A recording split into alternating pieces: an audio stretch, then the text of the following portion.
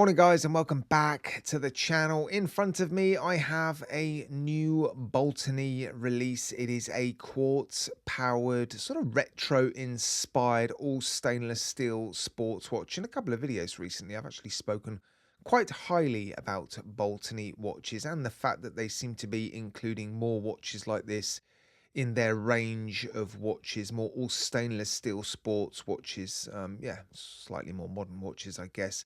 In the past, they focused on retro inspired watches and military watches with nylon straps or leather straps. But yeah, nice to see more of their watches coming on stainless steel bracelets. So yeah, I'm looking forward to showing you this watch in a little bit more detail. It's one of their more affordable watches because it houses a Swiss Ronda quartz movement. You can see the second hand there ticking away once every second. It's $126 if it comes on a leather strap, but if you want it on this stainless steel bracelet, I think it's closer to $170. So fingers crossed this one is discounted in the upcoming sale, which starts on the 12th of June, because I think at those prices, they may struggle a little bit. $170 odd dollars for this watch on a stainless steel bracelet. That is in automatic watch territory for AliExpress, isn't it? But yeah, beautiful dial. Look at it. Lovely color. Right. Yeah. So what can I tell you about this watch? Well, 316L stainless steel, solid end links, solid links, screw pins, nice milled clasp. So strong specifications off the bat. The clasp is nice, although you have to press it down quite hard. It's just not quite engaging. Well, it is engaging well, but yeah, it's a bit of an effort to close this one, I've noticed. But when it is engaged, it's nicely done. Brushing and the finishing on Baltany watches is always really, really good. The brushing is nice. The polished surfaces are okay. A little bit of streaking on those center links, but the polished surfaces on the case actually beautifully done. Yeah, very mirror-like. Lovely piece of crystal as well. Double domed box crystal with AR coating. So decent piece of crystal on this watch. And yeah, lovely case shape, isn't it? Slightly elongated lugs to give it that sort of extra vintage or retro look, and very small circular pips at the 1, 2, 4, 5. Well, I'm not going to keep saying the numbers, but yeah, basically those small circular pips. They are quite small, aren't they? But again, that sort of adds to the vintage look of this watch. I really do like the color of this sunburst dial. Fairly simple hands. Yeah, sort of sword hands, but good length to those hands. Nice second hand. I think it's hitting some of the markers with quartz movements like the one found inside this watch. Quite often you'll find the second hand will hit the markers maybe on the way down, but not on the way up. Look at it now. It's bang on. It's bang on those markers. Yeah, on the way down, it might perhaps start to sag and get ahead of those minute markers, although at the moment it seems to be doing all right, doesn't it? Yeah, we're still sort of on the minute markers. Let's keep watching it and see what happens. Yeah, it's not too bad still, actually. It seems to be, well, pretty much on the markers, perhaps falling a touch behind now. So on the way up, sagging a little bit, but it's actually still fairly close to those minute markers, isn't it? Okay, well, that looks to be pretty good. It's a touch behind on the way up, but yeah, that's not bad at all, is it, actually?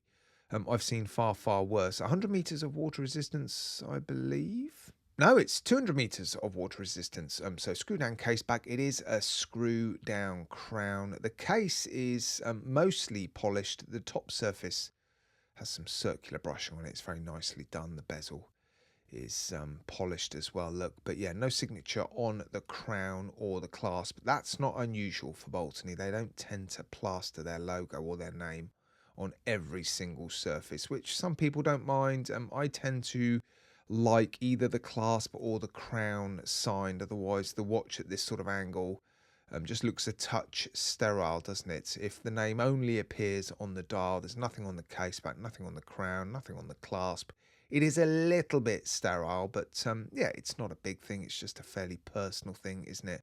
I just can't get over this dial, actually. It's really, really nice.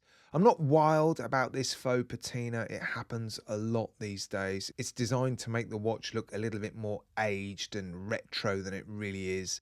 And it does sometimes impact the strength of the loom, I will do a loom degradation test in a moment, my standard test, which should give us some sort of indication as to whether or not the loom is any good. But yeah, I mean, it is a nice looking watch, isn't it? I like it, actually. I do like it. I think I would have preferred it if perhaps they hadn't gone down that sort of retro vintage look. And that's what Baltany does. Like I've said already, it tends to produce watches that are more sort of vintage inspired watches. But perhaps if the lugs were a little bit shorter and those circular pips were a little bit bigger and maybe the loom was white, that would be more in the sort of style or more in keeping with the style that I tend to prefer personally. But yeah, they're not making watches just for me, are they? Good balance to the dial though, and date complication at the 6. And one thing I did notice fairly early on when I unboxed this watch a few days ago, these markers don't seem to be perfectly aligned. This one is a touch high, and this one just seems a little bit sort of squiffy. I can't see any issues with any other markers. It's just these two seem to be fractionally misaligned.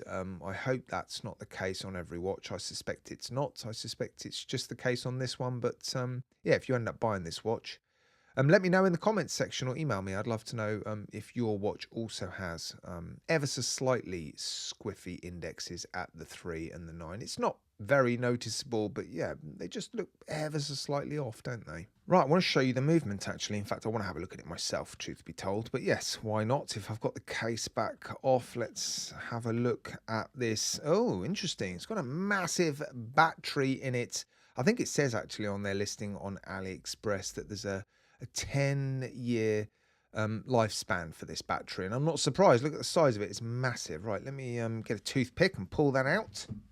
And there it is. I think that's pretty much all we're going to be able to see. This particular movement holder seems to be attached to the actual quartz movement. So yeah, I don't think we're going to be able to see any more than that. But under there, you've got a Ronda 715 Li 5 jeweled serviceable quartz movement. They're around 15 to 20 pounds, these movements. So it's not your super cheap $2 quartz movement from eBay or AliExpress. It seems to be a fairly decent quartz movement.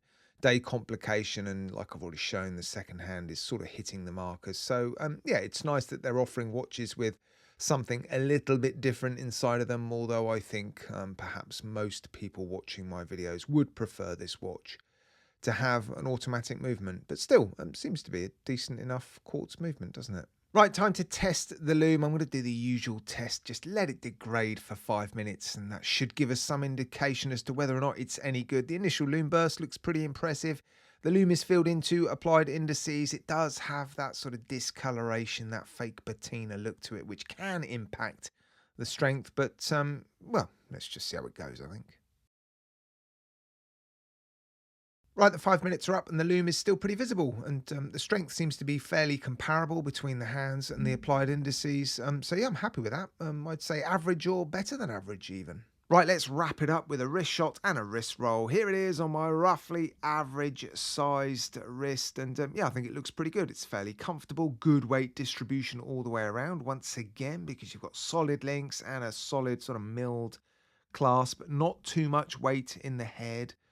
Or the case of this watch. It's not too big and bulky, sits fairly flat on my wrist because it's got a quartz movement inside it. So yeah, nice piece of crystal, good finishing. A little bit disappointed with those wobbly indexes on the dial, but overall, yeah, I'm quite impressed. It's nice to see them adding more all stainless steel sports watches to their lineup. I think I would prefer those center links on the bracelet to be brushed, but I know why they've made them polished. I guess it's more in keeping with this style of watch. Makes it look just a touch more dressy, doesn't it? But yeah, very nice watch. I like it. Right, guys, 170 odd dollars for this watch out of the sale. I do think that's a touch rich, given it's got a quartz movement and given those sort of squiffy indices on the dial.